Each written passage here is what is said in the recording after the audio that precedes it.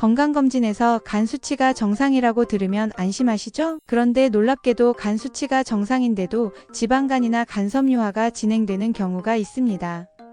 오늘은 이런 일이 왜 생기는지, 그리고 간이 보내는 진짜 신호는 무엇인지 알려드리겠습니다. 많은 분들이 간세포 손상과 해독 기능 등을 평가하는 대표적인 혈액검사 항목인 AST, ALT, 감마GTP 이 세 가지 수치만 정상이면 간도 건강하다고 생각합니다. 하지만 실제로는 그렇지 않습니다. 간은 침묵의 장기라고 불릴 정도로 손상이 상당히 진행될 때까지 특별한 증상이 없는 경우가 많습니다. 간 수치가 정상인데도 간이 나쁠 수 있는 이유는 무엇일까요? 병원에서 흔히 볼 수 있는 사례를 예로 들어보겠습니다. 60대 김 씨는 매년 건강검진을 받았습니다. 혈액검사 결과를 보면 AST와 ALT, 감마GTP 모두 정상 범위였습니다. 그래서 간은 괜찮구나 하고 안심했습니다. 하지만 어느 날 복부 초음파 검사를 받았는데 의사로부터 중등도 지방간이 있습니다. 라는 진단을 받았습니다. 김 씨는 간 수치가 정상인데 지방간이 생길 수 있나요? 라며 놀랐습니다.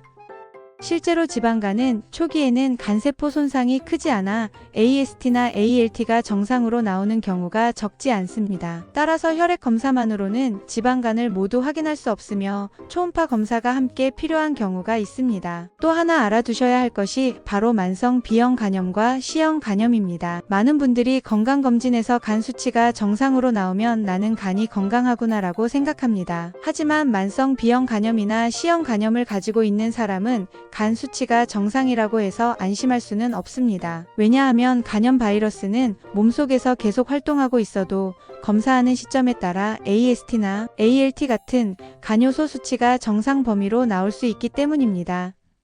즉, 바이러스가 완전히 사라진 것이 아니라 일시적으로 간세포 손상이 크지 않은 상태일 수도 있다는 뜻입니다. 특히 만성 B형 간염은 활동이 활발한 시기와 잠잠한 시기가 반복될 수 있습니다. 잠잠한 시기에는 간 수치가 정상으로 보일 수 있지만 시간이 지나 다시 바이러스 활동이 증가하면 간 손상이 진행될 수 있습니다. 더 중요한 것은 간 수치가 정상인 상태에서도 간 섬유화가 서서히 진행되거나 드물게는 간경변이나 간암으로 이어질 위험이 남아있을 수 있다는 점입니다. 그래서 B형이나 C형 간염을 진단받은 분들은 혈액검사 결과만 믿기보다는 정기적으로 진료를 받고 필요에 따라 간 초음파나 바이러스 수치 검사 등을 함께 받는 것이 매우 중요합니다.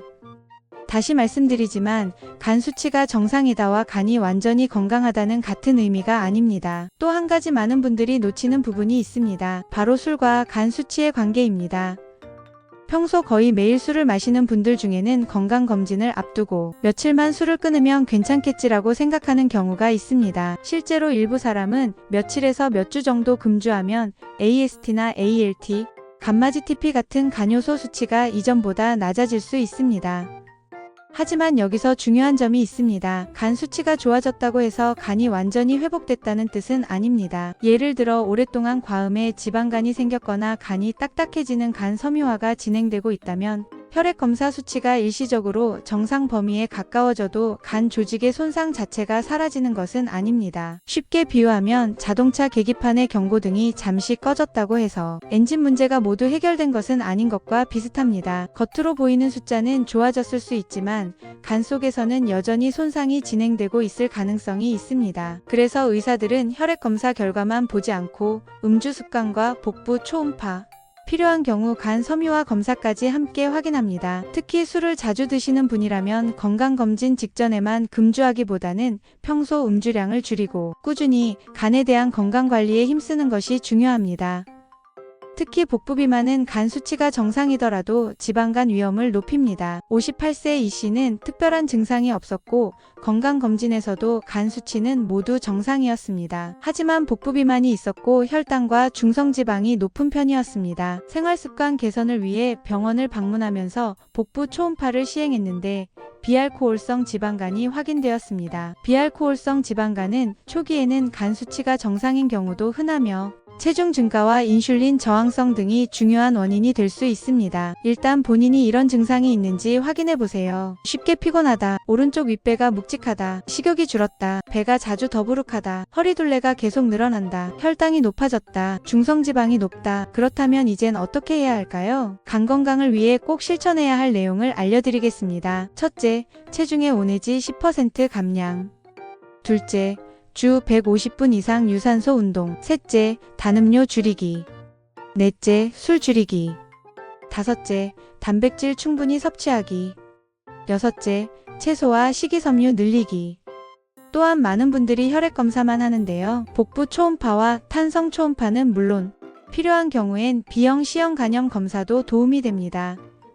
건강검진 결과에 정상이라고 적혀 있다고 해서 모든 간질환이 없는 것은 아닙니다.